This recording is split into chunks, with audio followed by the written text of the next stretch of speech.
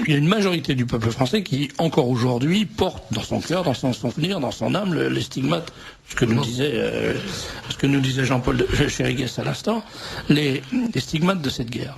Or, on a l'impression que, comme beaucoup d'autres choses, ces gens-là sont, en quelque sorte, pétrifiés par une espèce de terreur. Ils ont peur de parler, comme on a peur de dire qu'on en a ras-le-bol de l'exhibitionnisme à tous les étages, à tous les niveaux, des pervers polymorphes par la télévision. On en a ras-le-bol des discours unilatéraux qui condamnent toujours la France, qui condamnent toujours les Français. Pour tout, c'est-à-dire tout ce qu'on fait est mal, tout ce qu'un Français fait est mal, tout ce qu'un étranger fait est forcément bien. On en a ras-le-bol de voir un type qui est tombé à l'eau à la Seine mériter une plaque commémorative sur les quais de la Seine où il a été jeté par des voyous, alors qu'il y a des dizaines de Français qui ont été assassinés dans des conditions terrifiantes par des voyous, eux aussi, qui appartiennent à l'immigration et qui n'ont même pas droit à une mention dans les journaux. Léon Arnoux a publié récemment dans Rivarol un article absolument hallucinant sur la façon dont l'assassinat à coups de poignard d'un Français à côté de Taverny a été censuré par les médias totalement, les médias locaux mais évidemment les médias nationaux, et où l'adjoint au maire de Bessancourt, quand il a été prévenu, sa réaction a été de dire, en parlant de l'assassin maghrébin de ce jeune Français, sa vie est foutue. Le pire, c'est que sa vie est foutue. Mais voilà dans quelle situation on est. Alors, si les Français sont contents de vivre ça, après tout, ça les regarde. Moi, je l'accepte pas. Je suis révolté. C'est pour ça qu'on a un auditeur qui dit vous allez encore nous bassiner avec l'Algérie. Oui, monsieur, on va vous bassiner avec l'Algérie, puis vous n'avez pas fini d'être bassiné, parce que c'est central. La France a commis un péché. C'est le point de départ de tout. Le gaullisme a commis un péché qui a jeté une malédiction sur la France en trahissant sa parole, et le peuple, les Français d'Algérie, et le peuple français. Et aujourd'hui, c'est nous qui payons cette trahison et ce péché mortel. Et c'est insupportable. Il faut sortir de cette situation. Et comme le disait un auteur du Libre Journal récemment, il faut maintenant vraiment en finir avec la décolonisation. C'est-à-dire que la décolonisation de l'Algérie, elle est accomplie. Ça y est, c'est fini, c'est réglé. Maintenant, il faut décoloniser la France. Et comme ça, quand on aura décolonisé les deux pays, les Algériens en Algérie, les Français en France, on sera beaucoup plus tranquille. S'il n'y a pas plus d'Algériens en France qu'il y a de Français en Algérie, je suis sûr qu'on pourra se supporter, on sera même très très amis.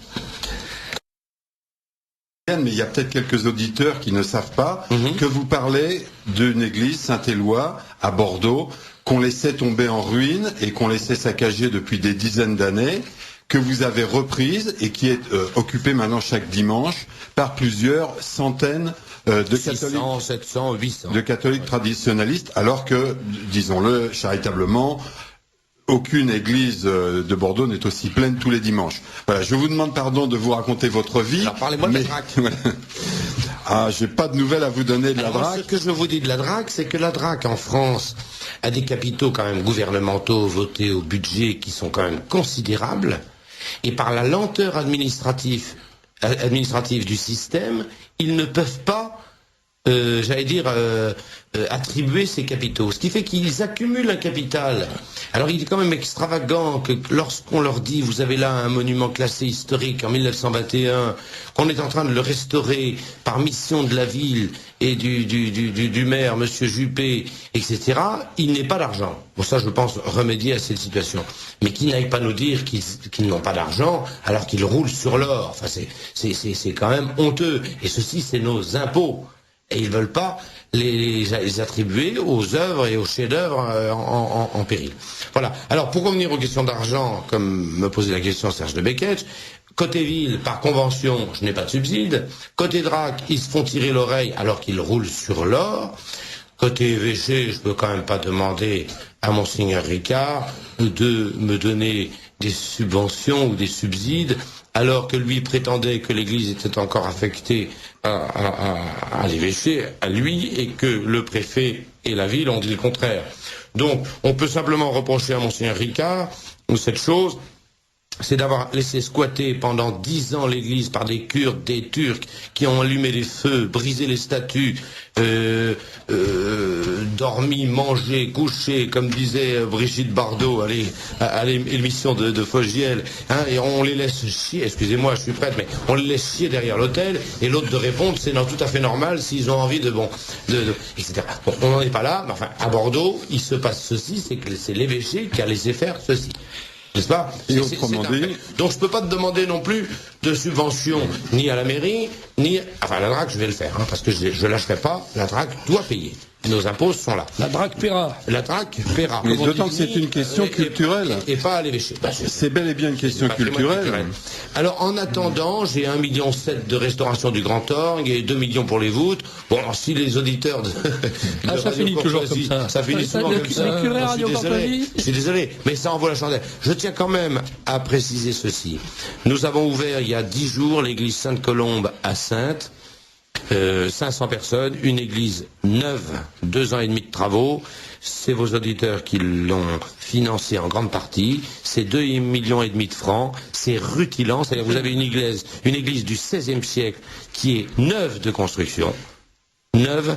Et ça, on le doit aux auditeurs, entre autres, mais en particulier aux auditeurs de Radio Courtoisie, et je tiens à les remercier vraiment chaleureusement.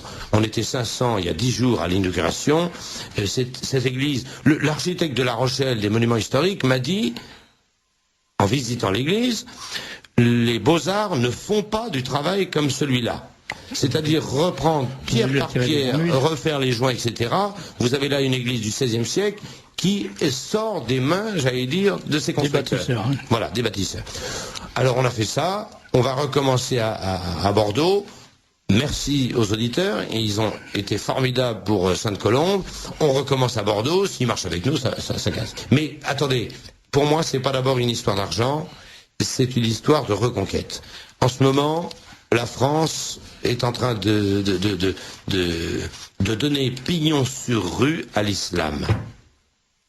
C'est quand même bouleversant pour tout Français qui a un peu, j'allais dire, l'amour de sa patrie.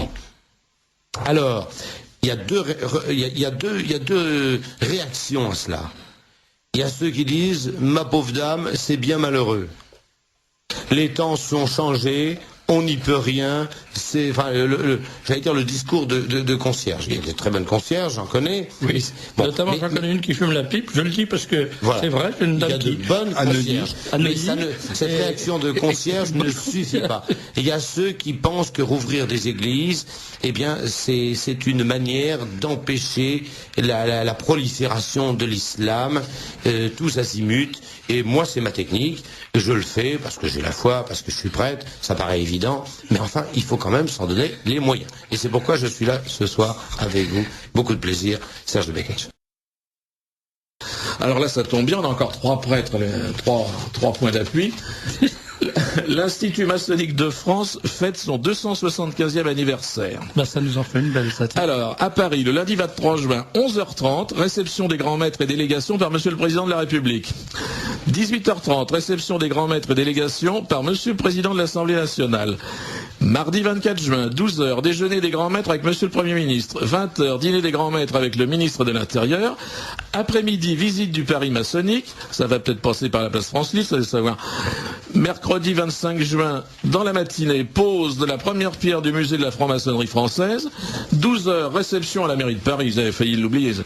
17h, réception au ministère des Affaires étrangères. Et le jeudi 26 juin à Lyon, pour terminer, conférence de presse des grands maîtres de la franc-maçonnerie française, visite des délégations et dîner VIP à la mairie de Lyon. Mais je voudrais faire remarquer une chose, si vous permettez, Marquis. C'est de 2 choses. La première, c'est que pour une fois, les frères vont être reçus chez ma tante. Et la deuxième, c'est quand même qu'il y a une visite, enfin, il y a une réception à l'Élysée, il y a une réception à Matignon, il y a une réception à l'Assemblée nationale, enfin, au Parlement, mais il n'y a pas de réception au Sénat. Non. Vous savez ce que c'était dans le temps, la réception au Sénat, quand ça figurait sur le programme des voyages officiels en France pour les rois nègres notamment, oui. Il y avait visite au président du Sénat. Ouais. On les emmenait au bordel. Ah, bah donc oui. Là, les frangins n'ont même, pardon messieurs les abbés, mais enfin, vous savez que ça existe, je suppose. Eh bien, là, il n'y a même pas de... Oui, mais vous croyez pas que tout ça est un bordel ambulant, donc... Oui, c'est ça. Donc, quand ils vont à l'Assemblée nationale, ils font les deux. Voilà. Ça, j'ai été responsable des informations générales, etc.